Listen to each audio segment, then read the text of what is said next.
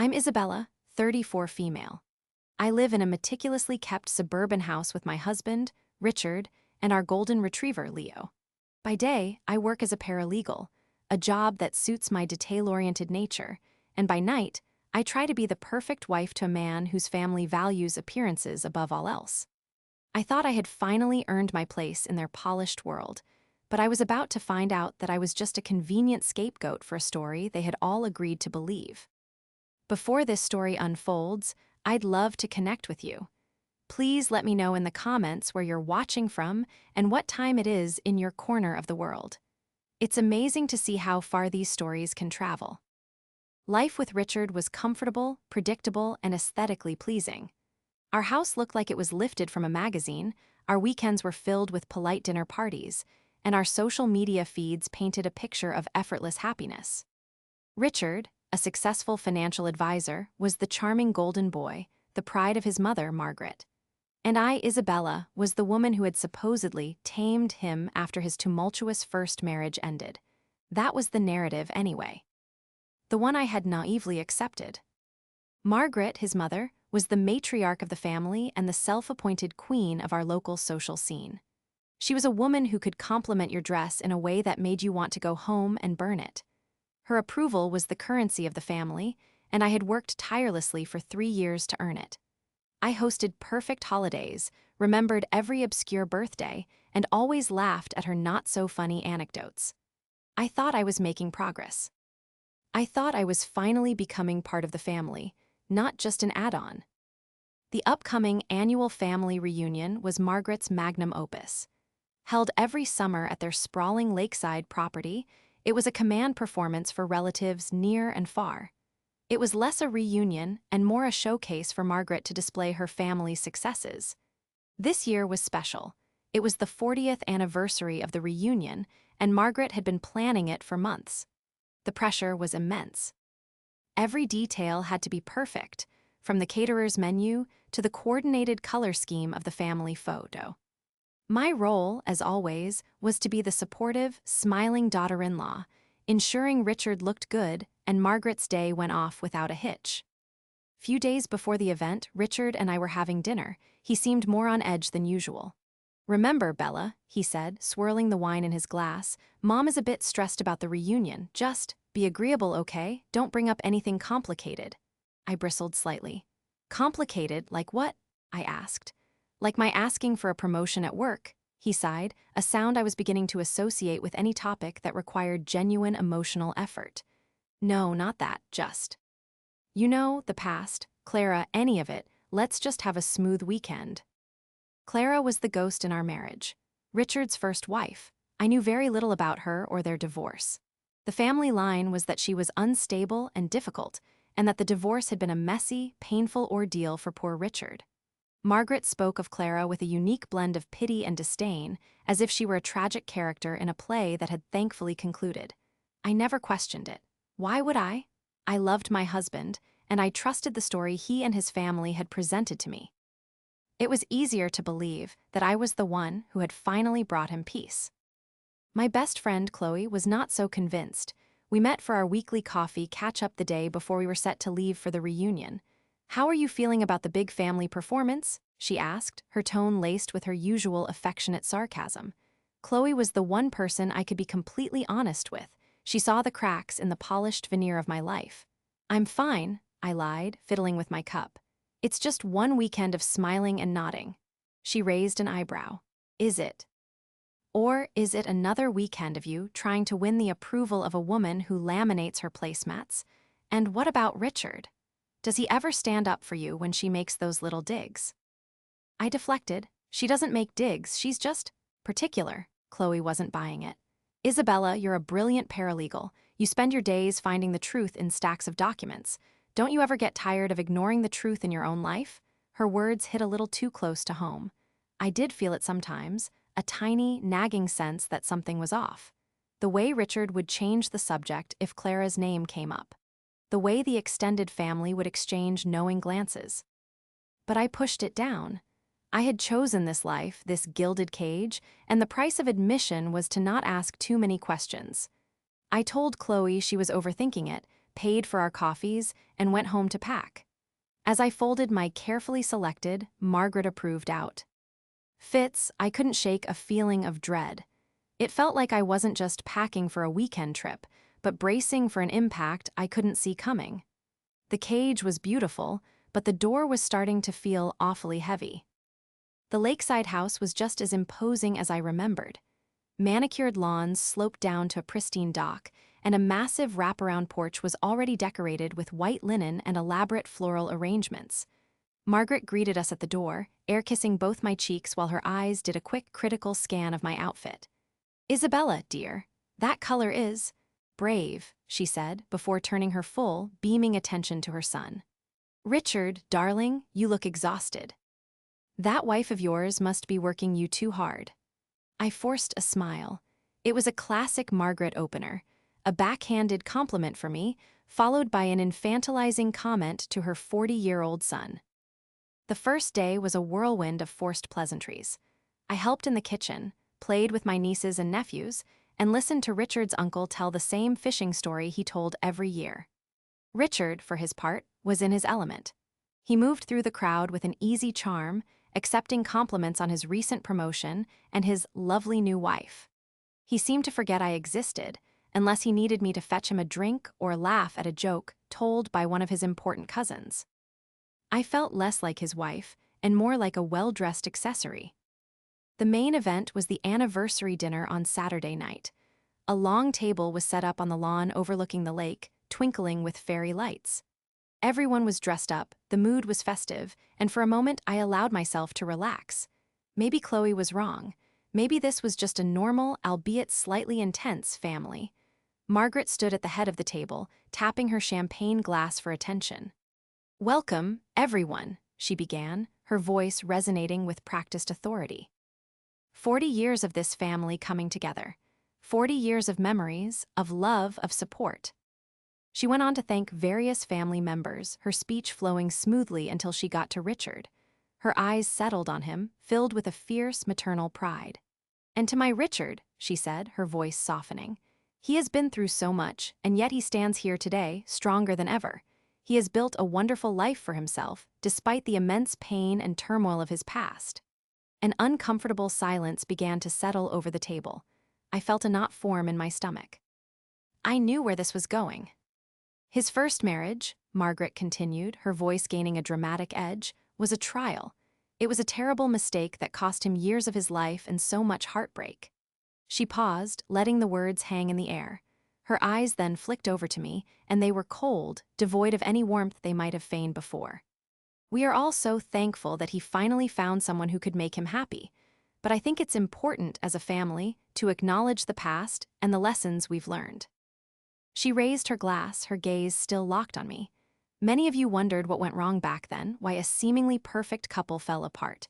And I feel, after all these years, the truth deserves to be heard." My heart was pounding. Richard was staring down at his plate, his knuckles white as he gripped his fork. He wouldn't look at me. "The truth is," Margaret announced to the entire gathering of 50 relatives, "that Richard's marriage to Clara only failed because he had already met Isabella. His head was turned, and his heart was led astray. It was a difficult situation, but we are all so glad he found his way to his true soulmate in the end." The world went silent. All I could hear was the blood rushing in my ears. Every eye at the table was on me. Some looked with pity, others with a smug, I knew it expression. She had just publicly branded me a homewrecker. She had painted me as the sole reason for her son's failed marriage, a scarlet letter pinned to my chest in front of the entire family. The humiliation was a physical force, pressing down on me, stealing my breath. I looked at Richard, my eyes pleading with him to say something, to deny it, to defend me. He just sat there, frozen, refusing to meet my gaze. His silence was his answer. It was his consent. In that moment, the narrative she had spun became fact, and he did nothing to stop it. I felt a cold, terrifying clarity wash over me. I wasn't part of the family. I was a prop. I was the convenient explanation, the villain in a story they had all quietly agreed upon to absolve Richard of any wrongdoing. The toast wasn't a toast. It was a public execution. My execution. Without a word, I stood up, my chair scraping loudly against the stone patio. I turned and walked away from the table, away from the 50 pairs of eyes, away from the man I thought was my husband, and into the darkness. The perfect family facade had just been shattered, and I had been buried in the wreckage. I spent that night in the guest room, the door locked. Richard knocked a few times, his voice a low murmur on the other side. "Bella, come on, let's talk about this. My mom, she gets carried away." Carried away? It was a calculated, deliberate character assassination, and he was dismissing it as a party foul. His weakness, his refusal to defend me, was more painful than Margaret's accusation itself. I didn't answer. Sometime after midnight, he gave up and went away. I lay awake, staring at the ceiling, the scene replaying in my mind. The smug look on Margaret's face, the pitying stares from cousins, and most of all, Richard's silent compliance. The next morning, I was gone before anyone else woke up. I packed my bag, got in my car, and drove the 3 hours back home in a daze. I didn't leave a note. What was there to say? My phone buzzed incessantly with texts from Richard and a single, patronizing message from Margaret. "Dearest Isabella, I hope you're not being overly sensitive. I was simply speaking from the heart." I threw the phone onto the passenger seat and ignored it. The gilded cage I had so carefully inhabited now felt like a prison, and I had just staged a jailbreak. Back in the sterile quiet of our perfect house, the humiliation gave way to a cold, simmering anger. Chloe was right, I was a paralegal. My entire career was built on evidence, facts, and due diligence. For 3 years, I had accepted a narrative without a single piece of proof. I had taken the word of a manipulative woman and a spineless man. That ended now. Margaret had claimed to speak the truth. Fine, I would find the real truth. I went to my home office, my sanctuary of logic and order, and booted up my laptop. As a paralegal, I had access to public record databases that the average person wouldn't know how to navigate. Divorce proceedings are, for the most part, public records. It was a long shot, many details can be sealed, but the final decree is usually accessible. I took a deep breath and typed "Richard Miller versus Clara Townsend" into the state's judicial case search portal. My hands trembled slightly as I navigated the system. I found it almost immediately. The case was filed 6 years ago. I clicked on the link for the publicly available documents. There weren't many. Most of the messy back and forth would have been in motions and discovery, which were likely sealed. But there it was, the final, signed, and stamped divorce decree. I downloaded the PDF, my heart pounding in my chest. I read through the standard legal jargon, my eyes scanning for the important parts: grounds for divorce, division of assets, settlement agreements, and then I saw it. A section titled "Grounds for Dissolution." My blood ran cold. It was a no-fault state, meaning they could have just cited irreconcilable differences. But they hadn't. The decree explicitly stated, "The dissolution of the marriage is granted on the grounds of adultery, as stipulated and admitted by the respondent, Richard Miller." I read it again and again. Admitted by the respondent, Richard Miller. It wasn't an accusation. It was an admission.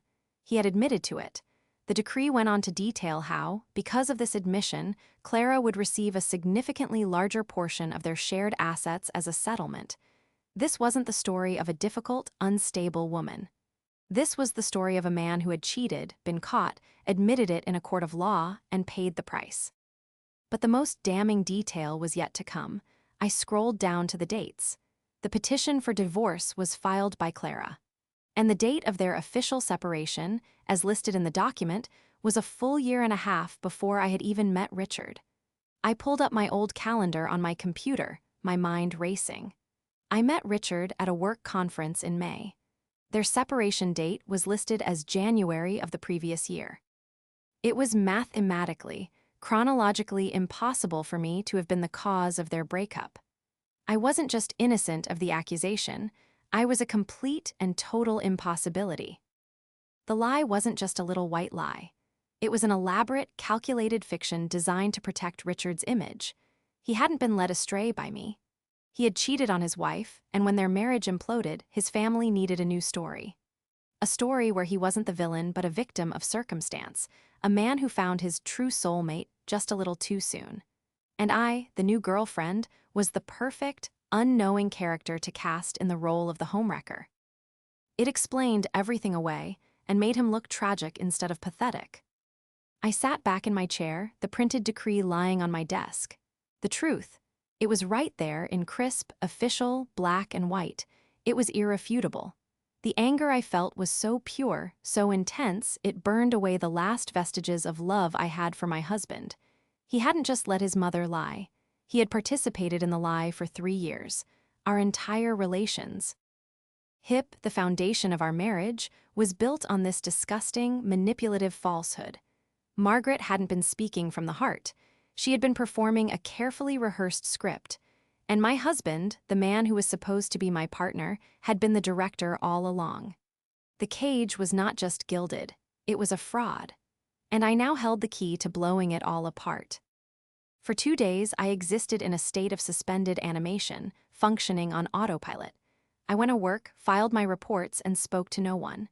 Richard's text had escalated from feigned concern to frustration. "Isabella, this is ridiculous. We need to talk. You can't just run away." I ignored them all. I was no longer the woman who ran away. I was the woman who was gathering evidence. The divorce decree was my anchor, my proof, but it felt incomplete. It was the what, but not the who, the why, or the how. To truly understand the depth of the deception, I needed to speak to the only other person who knew the real story, Clara. Finding her was surprisingly easy. As a veterinarian, she had a professional online presence. Her clinic's website had a bio and a contact email. The thought of reaching out to her was terrifying. What would I even say? "Hi, I'm the woman your ex-husband's family has been using as a scapegoat for 6 years. Care for coffee?" It sounded insane. For all I knew, she hated me. She might believe the lie, too, but something in my gut told me she wouldn't. A woman who had successfully negotiated a larger settlement based on admitted adultery was not a woman who would be easily fooled. I drafted and deleted the email a dozen times before settling on something simple and direct. "Dear Dr. Townsend," I wrote, "my name is Isabella Miller. I am Richard Miller's current wife. I know this is an unusual request, but I have recently come across some information regarding your divorce that I believe we have a mutual interest in discussing. I would be grateful for a few minutes of your time. I can meet you anywhere, anytime." I hit send before I could lose my nerve. To my astonishment, she replied in under an hour. Her response was just as succinct as my email. "Isabella, I'm available to meet tomorrow at 10 a.m. There's a cafe called The Daily Grind near my clinic. Does that work?" That was it. No questions, no hostility, just a time and a place. The next morning, I walked into The Daily Grind feeling like I was walking into a deposition. I spotted her immediately. She looked nothing like the unstable person Margaret had described. Clara was poised and professional, with kind eyes that held a hint of weariness. She had an air of quiet confidence about her. She stood up and shook my hand firmly. "Isabella, thanks for coming. I have to admit, your email was the last thing I ever expected to see." "I can imagine," I said, my voice shaky. "Thank you for agreeing to meet me." We ordered coffee, and for a few minutes we sat in an awkward silence. I didn't know where to begin. She saved me the trouble. "Let me guess," she said, her expression unreadable. "You've been at a Miller family event, and Margaret decided to give her annual How Richard's First Marriage Failed speech, starring you in the villain role." I stared at her, stunned. "How did you?" She gave a short, humorless laugh. "Because she's been doing it for years.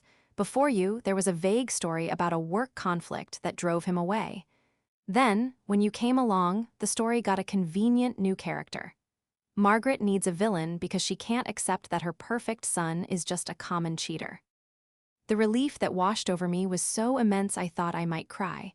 "I found the divorce decree," I said, my voice barely a whisper. "I saw the admission." Clara nodded slowly, her eyes softening with something that looked like pity. "I'm sorry, Isabella. I truly am. I'm sorry you got pulled into their toxic little world." And then she told me everything. She painted a picture of a marriage that had been crumbling for years under the weight of Richard's selfishness and Margaret's constant interference. The cheating, she explained, wasn't a one-time mistake. It had been a pattern. The final straw was when she discovered a long-term affair he was having with a woman from his company. It wasn't even about the other woman, Clara said, stirring her coffee. It was the lies, the gaslighting. He would make me feel like I was crazy for being suspicious. His mother, of course, backed him up every step of the way. She told me I was being hysterical and that I should be more grateful for a husband like Richard. When she finally confronted him with undeniable proof, he didn't even fight it. He just folded. His only concern was how it would look. His first priority was damage control, Clara explained. He begged me to agree to irreconcilable differences to protect his reputation. When I refused, he and Margaret offered me money to sign a non-disclosure agreement. I, too, a better deal instead. I got the truth on the official record and a settlement that reflected his betrayal. I knew it was the only leverage I had against their lies. She told me she had moved on, built a new life, and was happy. She rarely thought about the Millers, except when she heard whispers of the stories Margaret was still spinning. I always wondered if his new wife knew the truth, she said, looking at me directly. I hoped you did. No one deserves to be a pawn in their games. I finally understood. Margaret's public announcement wasn't just a moment of cruelty. It was a strategy. By constantly reinforcing the lie, she made it the accepted reality within their social circle. She was protecting her son's reputation and, by extension, her own. My humiliation was just collateral damage in their long-running PR campaign. As our conversation wound down, a new resolve hardened within me. I wasn't just angry anymore, I was determined. These people had built their comfortable lives on a foundation of lies, using me as a brick in that foundation. They counted on my silence, on my desire for their approval. They had severely underestimated me. She did it at a family reunion, I said, my voice now steady and cold. In front of everyone. She wanted to humiliate me. Clara looked at me, a flicker of understanding in her eyes. What are you going to do? She asked quietly. I took a sip of my now cold coffee. I'm a paralegal, I said.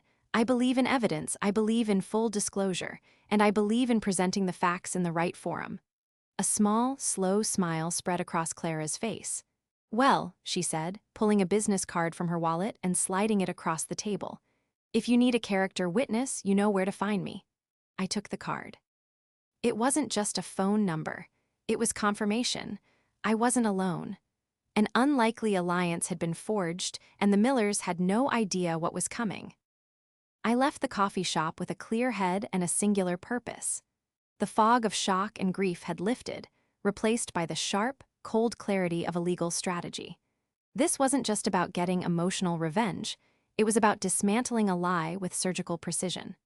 Margaret and Richard had used a public forum to humiliate me, so I would use a public forum to expose them. Their power was derived from their reputation and the carefully curated image they presented to the world. I was going to burn that image to the ground, using nothing but the truth. The first step was to gather my arsenal. I had the official divorce decree, a powerful weapon on its own. Now, thanks to Clara, I had context and a potential witness.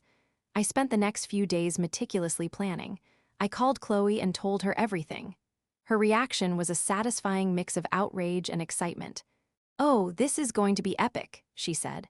"What's the plan? A dramatic social media post? An anonymous letter?" "No," I replied calmly. "Nothing anonymous, nothing petty. I'm going to do this face-to-face with evidence they can't refute. They love appearances. They love social gatherings. So I'm going to give them one they'll never forget." The perfect opportunity was just around the corner. Margaret and my father-in-law's 40th wedding anniversary party. It was the social event of the season for their circle, a lavish affair they were hosting at a high-end country club.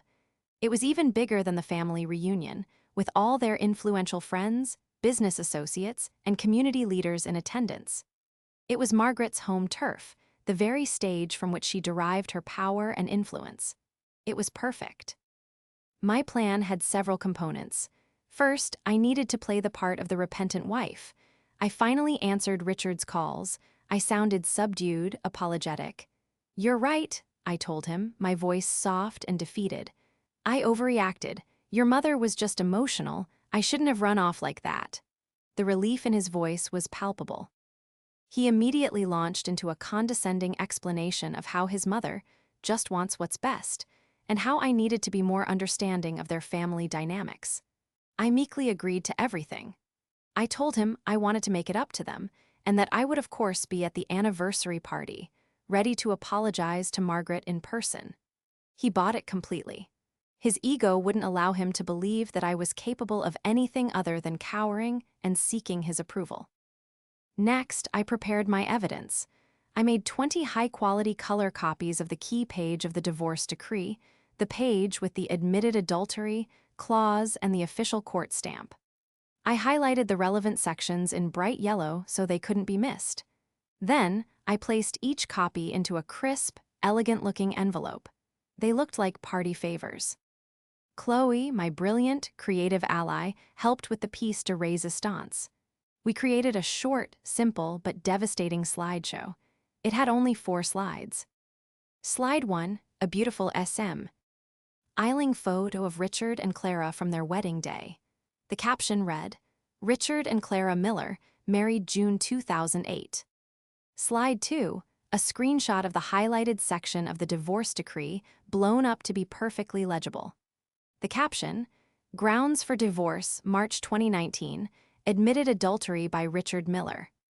Slide 3, a screenshot of my first email exchange with Richard from my old work account. The date was clearly visible, May 2020. The caption, "First contact, Isabella and Richard, May 2020. Slide 4, a simple black screen with white text. It read, "The math doesn't lie, the story does." Chloe embedded the slideshow into a presentation file and loaded it onto a small USB drive, which I attached to my keychain. The plan was to use the country club's AV system, which would be set up for the celebratory tribute video Margaret had no doubt prepared. Accessing it would be the trickiest part, but I was counting on the chaos of a large event and the overconfidence of the hosts. The final piece was my own appearance. I spent more money than I should have on a new dress.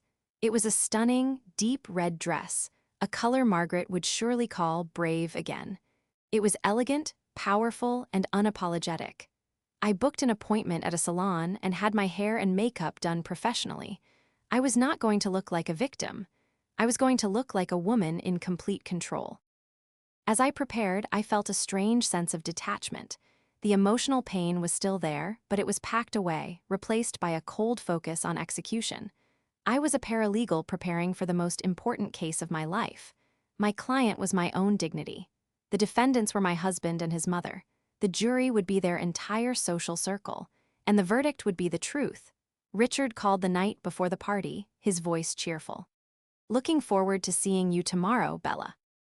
"Wear that blue dress Mom likes." I smiled. "Don't worry," I said. "I've already picked out something special." Walking into the country club ballroom felt like stepping onto a stage. The room was dripping with extravagance, crystal chandeliers, towering floral arrangements, and a string quartet playing softly in the corner. Margaret was in her element, gliding through the crowd in a glittering gold gown, accepting accolades like a queen holding court. Richard stood by her side, looking proud and proprietary. He spotted me as I entered and his face lit up, quickly followed by a flicker of disapproval as he took in my red dress. "Isabella," he said, kissing my cheek, "you look vibrant. I thought we talked about the blue one." "I decided red was more appropriate for the occasion," I replied, my voice smooth as silk. I gave him a dazzling smile that didn't reach my eyes. I spent the first hour playing my part beautifully. I mingled. I made small talk. I let Richard guide me from one conversation to another, nodding and smiling as he showed off his apologetic little wife. I found Margaret and delivered the apology I had promised.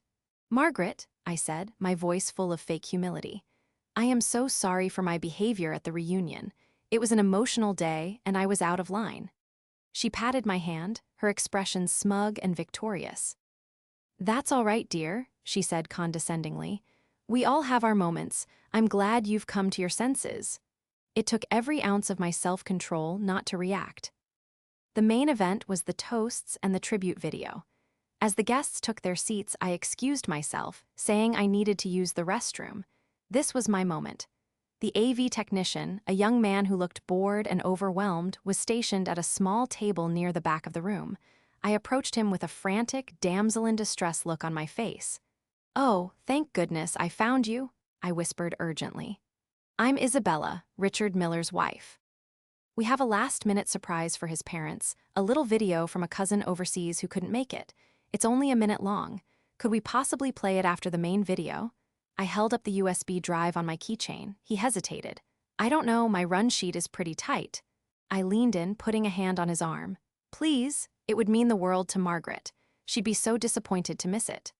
I used her name, the most powerful word in the room. That did the trick. "Okay," he sighed. "Give it to me. I'll cue it up to play right after." I returned to my seat next to Richard just as the lights dimmed.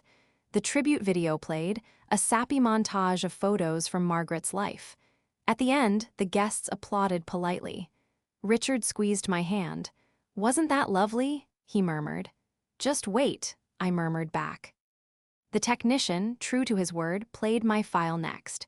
The room fell silent as the first slide appeared on the two massive screens flanking the stage. It was the wedding photo of Richard and Clara. A confused murmur rippled through the audience. Richard stiffened beside me. "What is this?" he hissed. I just smiled. Then me the second slide, the divorce decree. The words admitted adultery were impossible to miss. Gasps echoed through the ballroom. People were leaning forward, squinting at the screens, reading the damning text. Margaret, at the head table, had frozen, her champagne glass halfway to her lips. The third slide, showing the date I first met Richard, appeared. More murmurs. Then the final slide in big, bold letters. "The math doesn't lie, the story does." The screen went black. The silence in the room was absolute, deafening. I stood up. My hands were steady. My voice, when I spoke, was clear and calm, amplified by the microphone still active on the lectern. "For 3 years," I began, my eyes scanning the room of shocked faces, "I have been honored to be a part of the Miller family. And in that time, I have listened to a very sad, very compelling story about how I was the cause of my husband's first divorce." I turned my gaze to Richard, whose face was ashen. "I have been called a homewrecker, privately and publicly." My eyes moved to Margaret. She looked like she had been turned to stone. "As a paralegal, I believe in facts," I continued. "The fact is, my husband's first marriage ended because he cheated on his wife, a fact he admitted to in a court of law. The fact is, their separation occurred a year and a half before I ever even met him. I was not the cause, I was the cover story."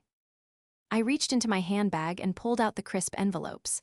I walked to the head table and placed one directly in front of Margaret and one in front of Richard. "I wouldn't want anyone to just take my word for it," I said, my voice ringing with authority. "So I've brought copies of the public record for anyone who is interested. Please, feel free to pass them around." I walked around the room, placing the envelopes on tables, a quiet hostess serving up a cold dish of facts. The spell was broken. People started talking, whispering, picking up the envelopes. The curated image of the perfect Miller family was being shredded, one copy of a legal document at a time. I made my way back to the stage, picked up my handbag, and turned to face my husband one last time. His face was a mask of horror and fury. "Isabella," he started, his voice a choked whisper. I cut him off.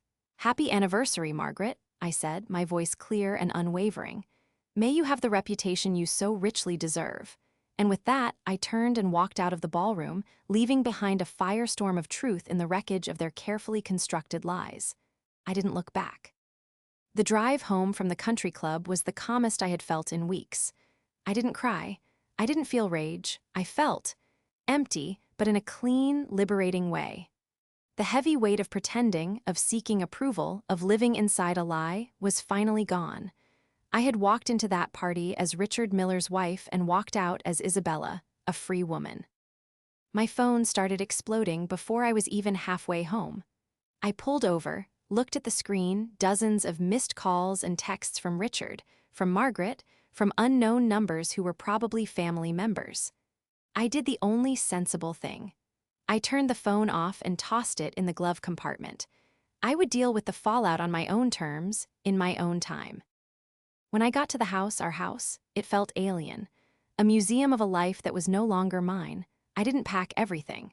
I packed a suitcase with my essential clothes, my toiletries, my laptop, and the important documents that belonged to me. I took Leo, my golden retriever, who wagged his tail, oblivious to the drama, just happy to be coming with me. Everything else, the furniture, the art, the crystal vases, was just stuff. It was part of the set dressing for the play I had just quit. I went to a hotel for the first night. The next morning, I turned my phone back on. The messages were a predictable mess. Richard's ranged from furious, "How could you do this to my family?" to pleading, "Bella, we can fix this, please come home." Margaret's were pure, venomous rage, calling me every name imaginable. I deleted them all without responding. There were also a few surprising texts. One was from one of Richard's cousins. "I don't know what to say, but I'm sorry." We always suspected something was off. Another was from Chloe. "You are a legend. Call me ASAP. I have champagne." The most important message was a simple one from Clara. "Heard through the grapevine that there was some excitement last night. Hope you're okay." I called her first. When I told her what I had done, she was silent for a moment, and then she let out a long, slow whistle. "Wow," she said, a note of admiration in her voice. "You didn't just burn the bridge. You nuked it from orbit. Good for you." Talking to her felt grounding. We were two strangers connected by one man's deceit, and in a strange way, she felt more like family than the people whose name I had carried. The legal process of the divorce was messy, but I had the upper hand. Richard, desperate to avoid any more public humiliation, agreed to almost all of my terms. His reputation, both socially and professionally as a trusted financial advisor, was in tatters. The story of what happened at the anniversary party had spread like wildfire through their community. Margaret, I heard, had become something of a recluse, too embarrassed to show her face at her charity luncheons. They had built their world on a foundation of image, and when that image was shattered, they had nothing left to stand on. I used my part of the settlement to get a new apartment in the city, a place that was entirely my own. It was smaller than the house, but it felt bigger, filled with light and possibility. Chloe helped me paint the walls and pick out new furniture that was comfortable and real, not just for show. I found a new job at a downtown law firm that respected my skills and my assertiveness. Healing wasn't a straight line. There were days of anger and nights of profound sadness for the life I thought I had, for the man I thought I had loved. But with each passing week, the grip of the past loosened. I started rediscovering the Isabella who existed before the Millers, the one who loved hiking, who enjoyed quiet nights with a book, who didn't need anyone else's approval to feel whole. One Saturday afternoon, a few months after everything, I was at a dog park with Leo. He was happily chasing a ball when a woman approached me. "Isabella?" she asked hesitantly. It was Richard's cousin, the one who had texted me. "I just wanted to say," she said, looking me in the eye, "what you did was incredibly brave. My aunt, she's ruled this family with fear and lies for as long as I can remember. You gave a lot of people a voice that day." We talked for a while, a real conversation, the first one I'd ever had with a member of that family that felt genuine.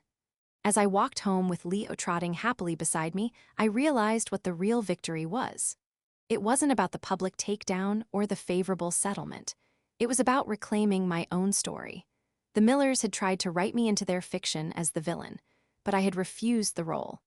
I had picked up the pen and written my own ending and a brand new beginning. The cage was gone, and for the first time in a long time, I was free.